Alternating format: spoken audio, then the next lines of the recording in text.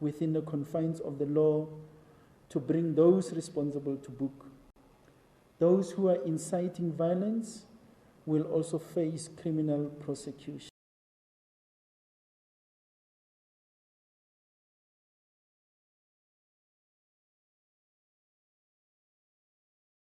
Are being circulated in an irresponsible manner via social media. Last night, a video of a crowd sharpening dangerous weapons was circulated as having taken place in Hillbrow yesterday, when it had in fact been filmed in Durban in 2015. All must take responsibility for safety in South Africa.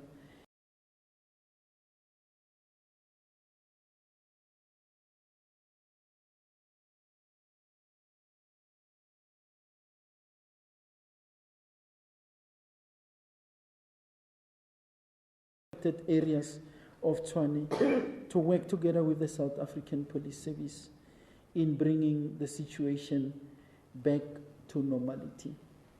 The situation may be exaggerated by some for their own gain.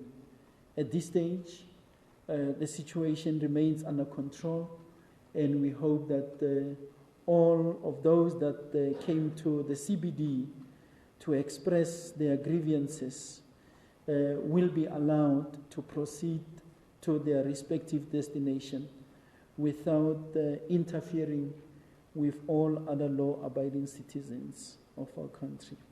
I thank you all.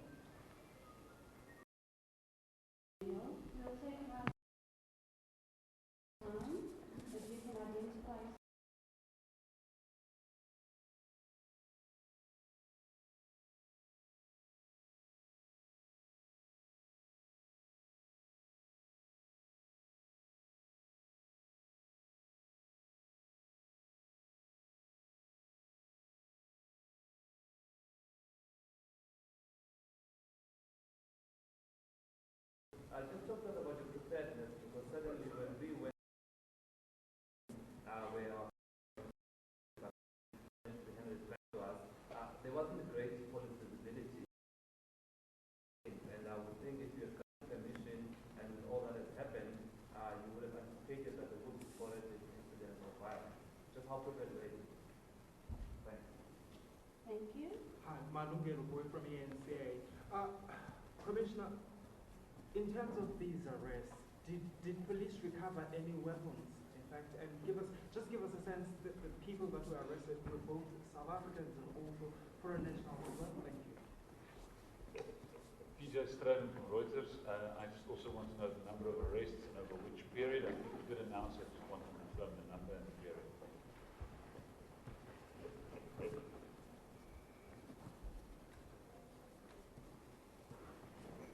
Thank you, General.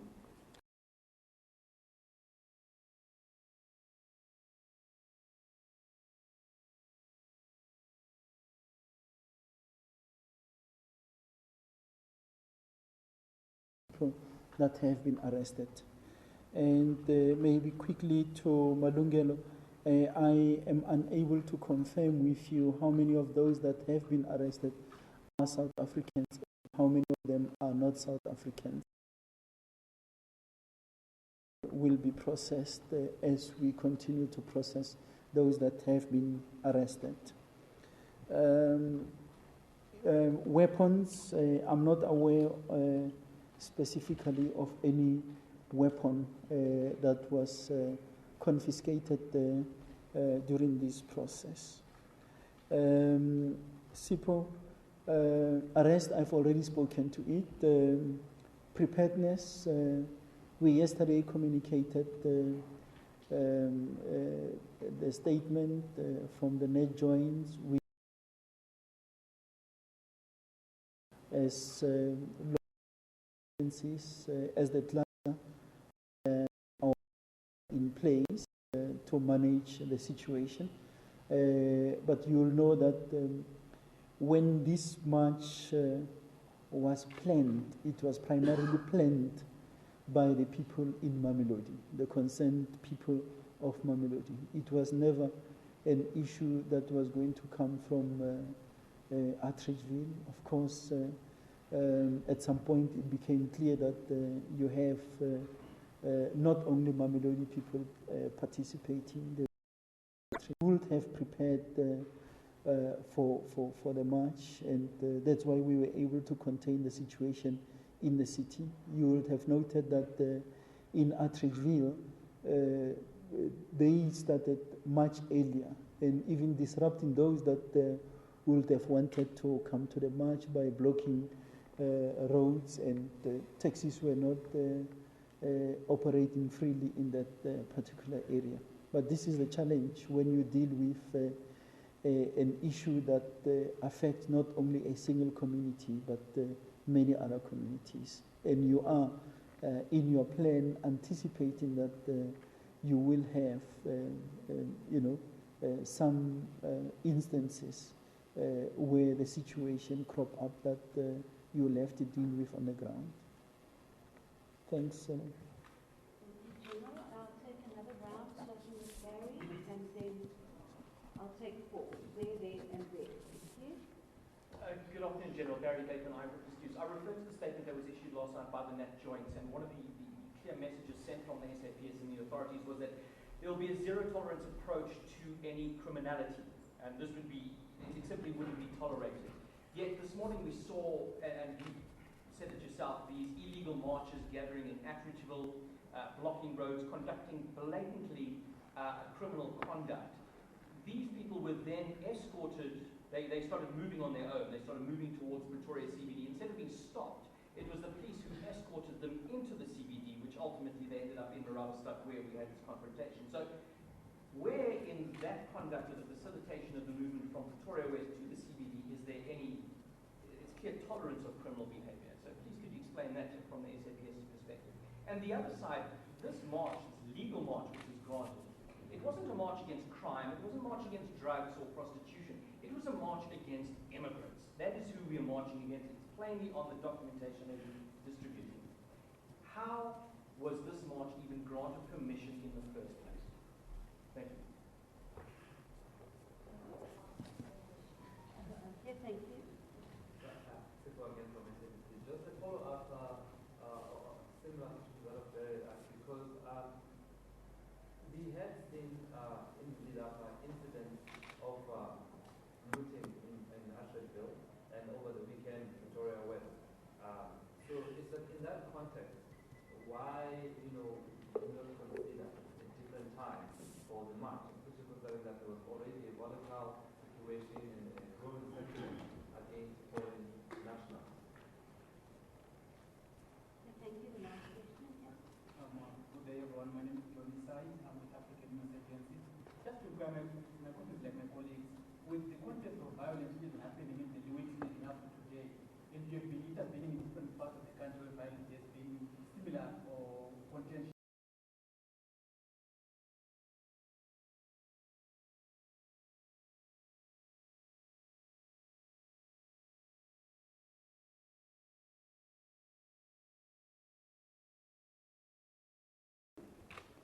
Thanks, Johnny. Our Constitution provides for people to express their views. Equally so, the laws provides for people to apply for a march or a protest to take place. Facts before the authorities were considered, and they deemed it fit that with what was at their disposal, that the march is granted. Ours, as the South African Police Service and law enforcement agencies, is to police that march, to make sure that those that are to march do so in an environment which is conducive, and those that are not part and parcel of the march are allowed to continue with their day-to-day business. So it is not within the powers of the South African Police Service to stop a march that has been approved, because the authorities would have considered all facts that were placed before them which resulted in approval being granted. In as far as looting is concerned, looting can never be part and parcel of any approval granted. We continue to say that processes gets you find elements in that, while the people may be marching for a certain cause.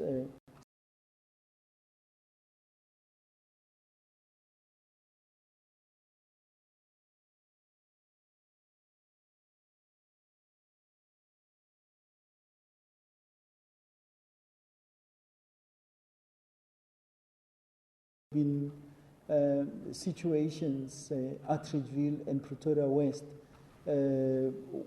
which happened over the past week or so, would have informed the numbers that we have deployed in those particular areas to mitigate whatever challenges we would have been confronted with in that area.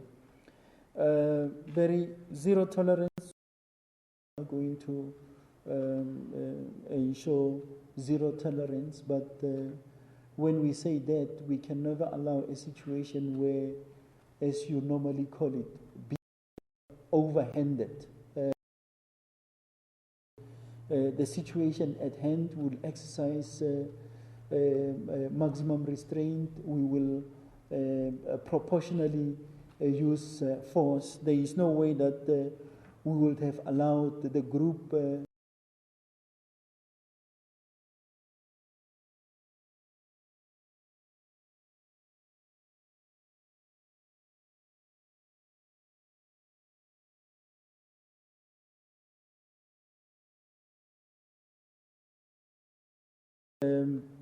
in as far as the focus on immigrants,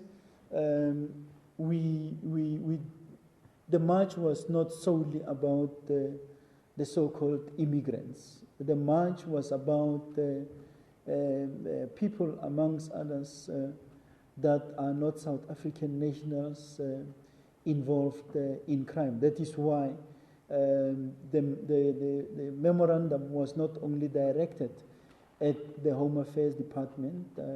There was an element of policing in that area, and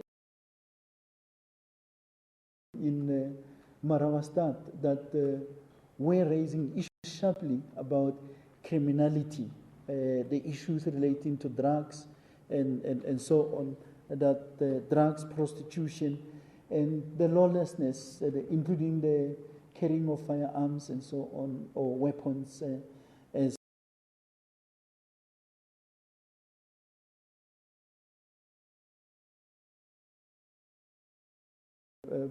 restraint, and we are happy that the situation did not get out of hand.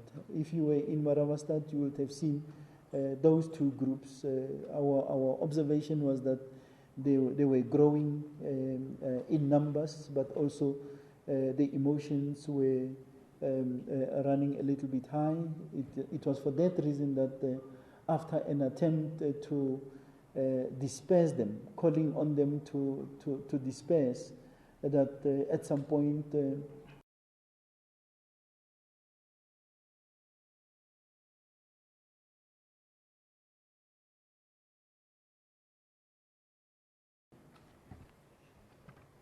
Thank you very much. I'll take one last round. I just want to make sure that if somebody hasn't had opportunity.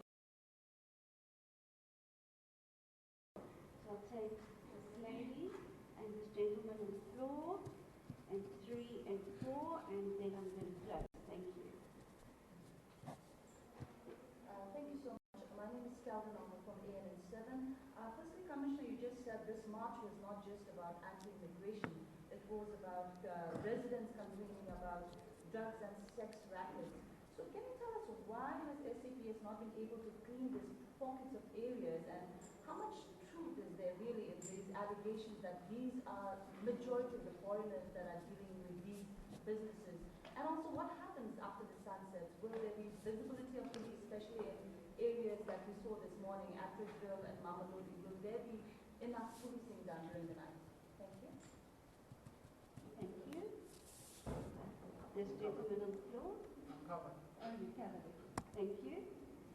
SABC. Again from SABC. Yeah, just because the Mamelodi concerned residents mentioned to us that they were handing memorandums to three people: Home Affairs, Labor Department, and the police. And the police is that they feel the police are in the pockets of the drug lords, and that the police have not dealt enough with these concerns that they've been raising. That in the inner cities, the drug lords and the prosecution.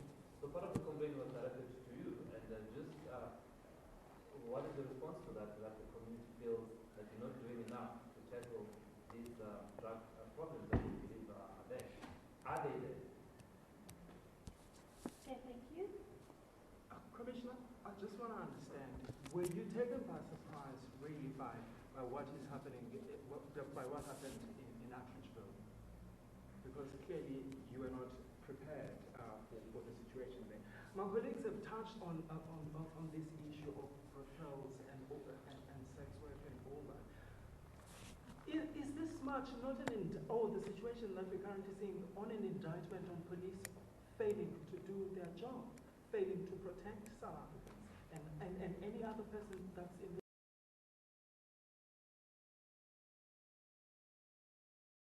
One follow-up to the question. Sorry, one more please. Commissioner, do you think these protests, this violence that's occurring now, is spontaneous, or do you think that some organizations are doing this to stir trouble? Okay, thank you. Over to you, General. Thanks very much. Malungelo, I know that you do not have security, am I correct? You don't have bodyguards around. You don't have them.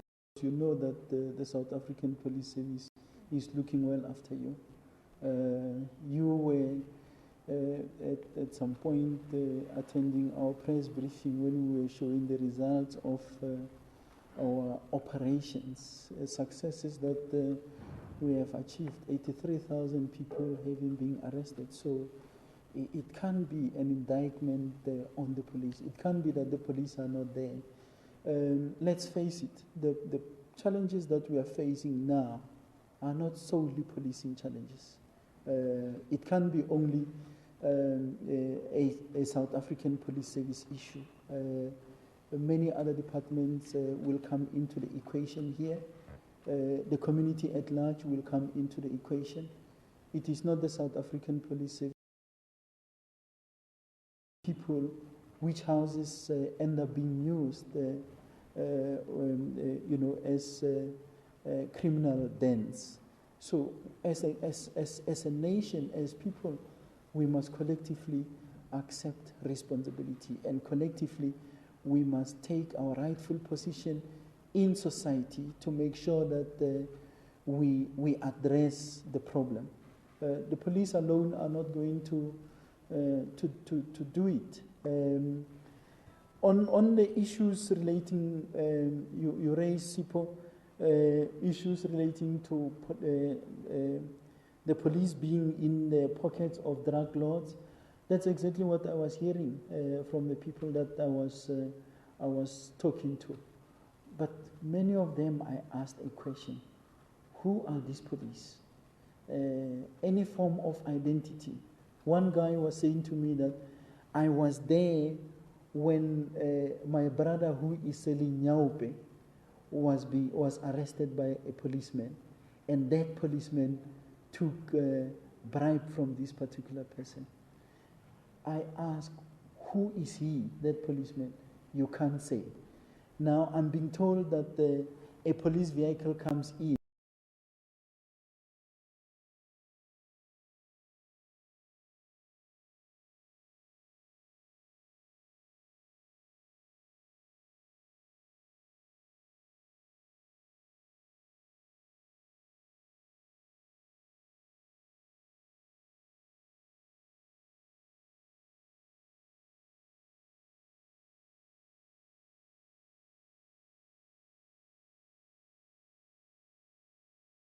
did they find drugs? I'm not sure if whether you have checked that. Because this is what we continue to be faced with.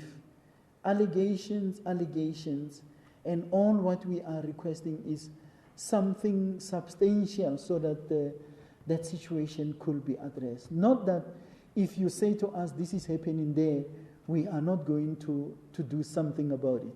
But it can be that in that house we 24/7 deploy police. It cannot be. Policing has got many other issues to grapple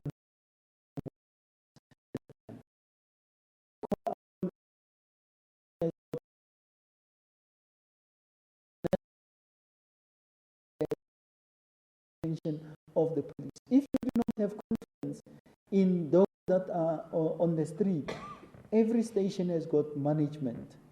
Tender those issues with management at that particular station. But we have made an undertaking, even following this, what we were confronted with today, to launch operations in those areas where there are some pointers of wrongdoing. And at the same time, also look at those of us that are being fingered in this regard to be able to deal with that particular issue. On the issue of visibility, Carlin, it's going to continue. Remember, we do not only do visibility because we have a crisis. We have adopted a back-to-basics approach, which we said it's going to be characterized by visibility. But when you are facing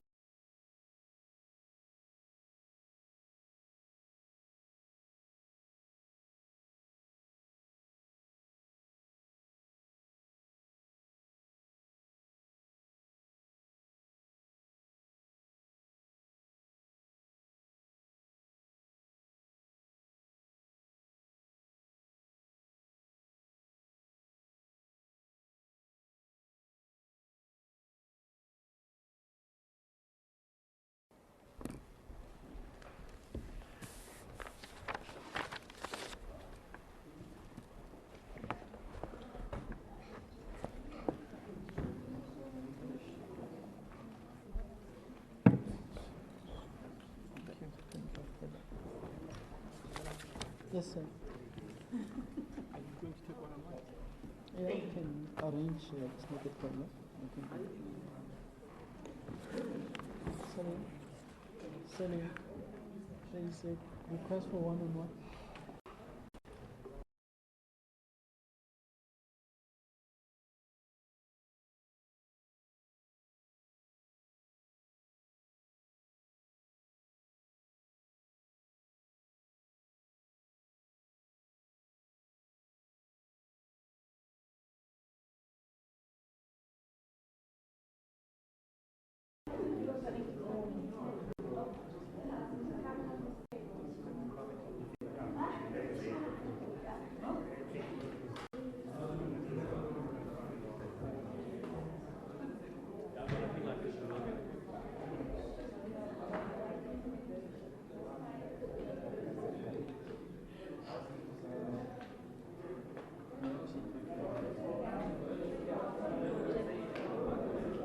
Mohammed, he's going to sit down for us for bar. Okay.